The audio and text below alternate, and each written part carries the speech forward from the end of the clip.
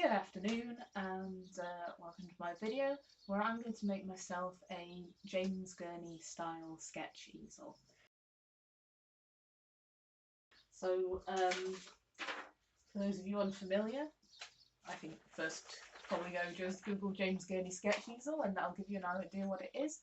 But if you don't want to do that, so the quick description is it's two pieces of wood which are going to be connected by torque hinges. Torque hinges are quite stiff, so they allow you to pick the angle and it'll stick there. I just realised I'm holding it upside down. And on the top piece of wood there's going to be a hole for a T-nut. That's one of these guys, which is of the correct gauge to attach to the screw in a camera tripod. And on the bottom half, and that's where you clamp your paper, notebook, what have you.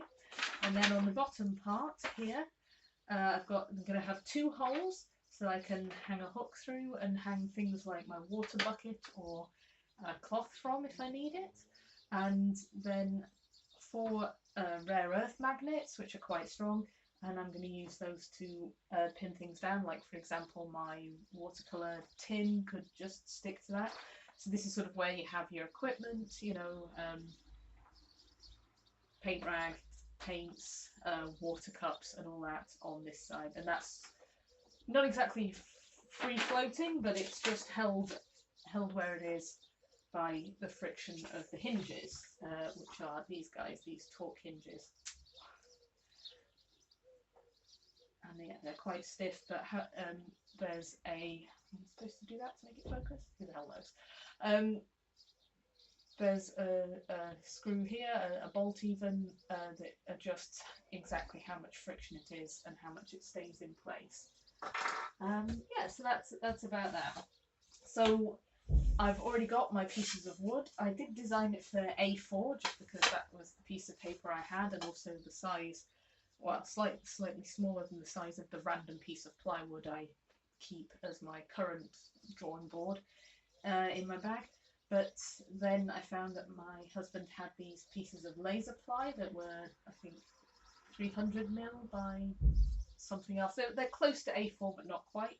So I figured I'd just go with those. And I've already done a bunch of stuff in the garage that I don't have filmed because I'm not the woodworker in this family, and I thought that having to figure out how to film a thing whilst also trying to do a thing would end up in me drilling a hole through my finger. So there we go. Had a bit of fun with the drill press. I've got 8 holes for the hinges here, 4mm holes, a hole for the T-nut here right in the centre of the top panel, and then the 2 holes for hanging things from there.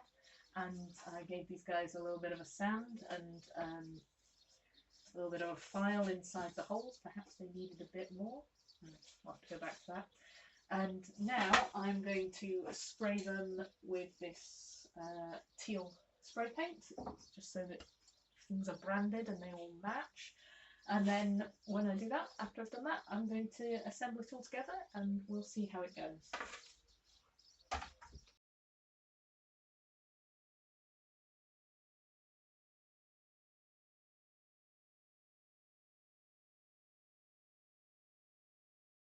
Righto, while that first patchy coat of paint dries, I'm just going to deal with these hinges. So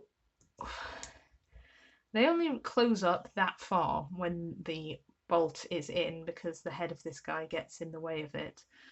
And that means that when folded, my palette's going to be, sorry, my easel's going to end up being something of a V shape. But I don't want to take the bolt out to make them fully close because I need the bolt to do the tightening. So what I thought I'd do is just cut out this cross piece here.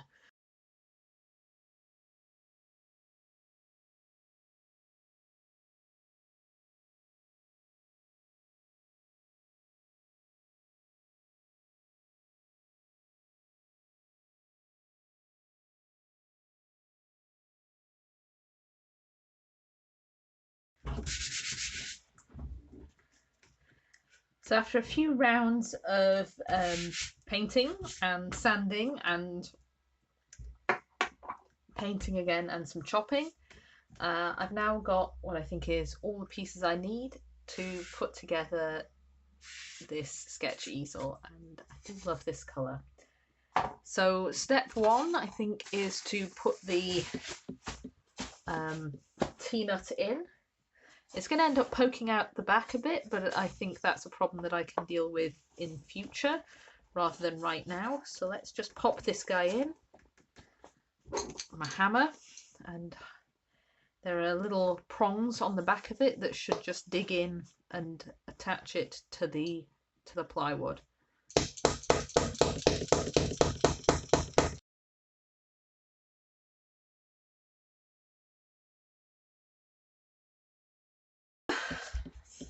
Okay, that wasn't working for me, so I got my husband to hit it through. So now the T-nut's relatively flush on this side.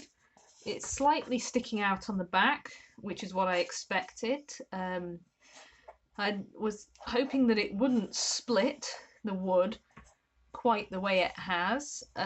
That's unfortunate. Not going to blame Dan, even though he was the one wielding the hammer at that point. But I had considered at some point getting some sort of formable rubber. I don't know what it's called. It's like an epoxy two-part self-setting kneadable polymer clay stuff. I think Dan called it Subaru? No, Subaru is a car. Subaru? To sort of just ease that transition there and maybe make more of a pad for the end of the screw to go up against rather than it just being up against the T-nut. But I don't have that today, so that's a future thing, is going to be tidying up this section here.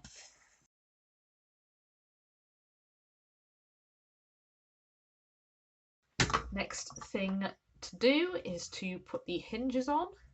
I might loosen these up a little while I'm making,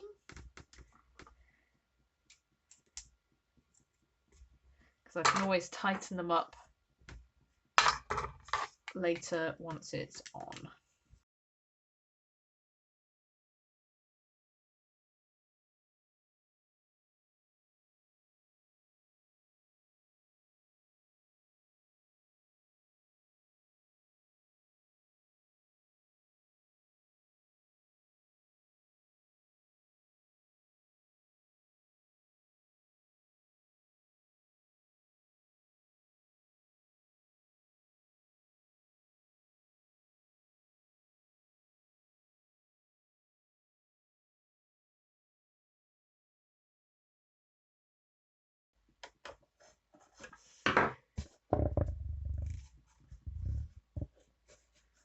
And that feels about right.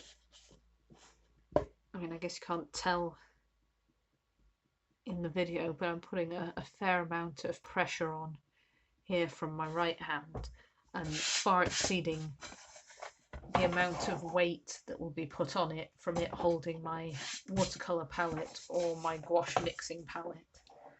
So I feel like that's probably the right amount of tightness in the torque knots. Kind of interested to see that it comes together at this point here. I was expecting when it closed with these torque hinges for there to be as much gap at this end as there is at this end, and that I'd have to put some sort of spacer in there, but I'm quite happy that it closes like that without the wood bending, because I was worried that being in my bag and there being pressure nipping this end would cause the wood to bend in a way that it wasn't comfortable with and possibly break it. Because I fully appreciate the compromise I've made here by having a very thin wood, which I chose because of weight considerations, and how that might trade off into it being more easily broken, more easily bent. Yeah, that's pretty good. Okay. Cool, so here it is all set up, attached to the tripod. It's a bit front heavy when the tripod isn't fully extended, so I've got it weighed down by a bunch of stuff behind. So yeah, I'm gonna have a go at setting this up for gouache and then for watercolor to see if layout looks cool, and if the bottom tray can take it, that's going to be something that's interesting. I chose really thin board for lightweight carrying purposes, but I feel like the board is so thin that there's a stress point at the hinges. So while the hinges don't want to bend, the wood wants to warp or bend or crack there if I overweight it. So Dan and I talked about maybe putting in a thin metal plate behind the hinge, or a metal strip along here, just to fortify it. But yes, we shall see. So this is my gouache setup. Small notebook, square, probably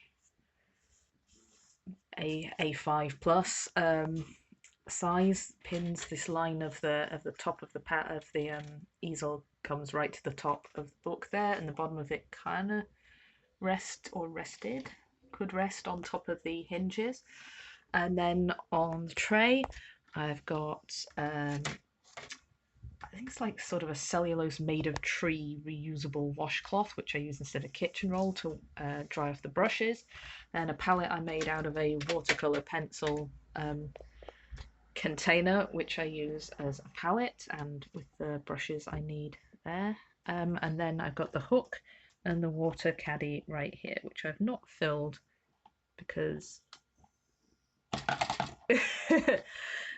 yeah, I'm just trying to judge what sort of weight it would take, and I figured I would not put stress on it for the purposes of a demonstration, but I do intend to fill that with water and use it thus, but perhaps once I've done a little bit of strengthening of the hinges with metal, as I discussed. So that's my gouache setup.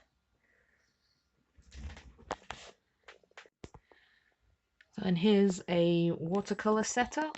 I have some smaller, lightweight water containers for watercolor. The reason I wanted to use a big one for gouache is because you just end up with so much mucky water when you wash off pigment from the brush. I've got the cloth again, my watercolor palette there. Most of those colours are from a Ukrainian company called Rosa Gallery. Some of them are Winsor & Newton, I think.